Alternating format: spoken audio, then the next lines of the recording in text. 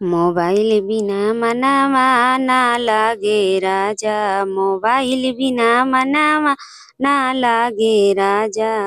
सास बिना लागे ससुर बिना लागे।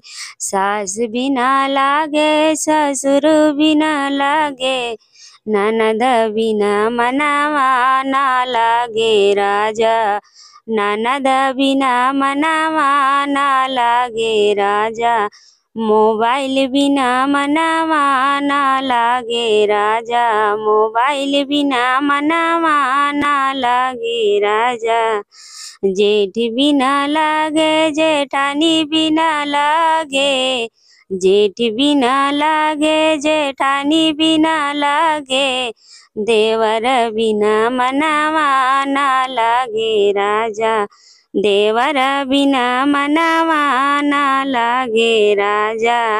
मोबाइल बिना मनावा ना लागे राजा। मोबाइल बिना मनावा ना लागे राजा। टोला बिना लागे पड़ोसी बिना लागे। टोला बिना लागे पड़ोसी बिना लागे। यार बिना मनावा ना लागे राजा। यार बिना मनावा ना लागे राजा।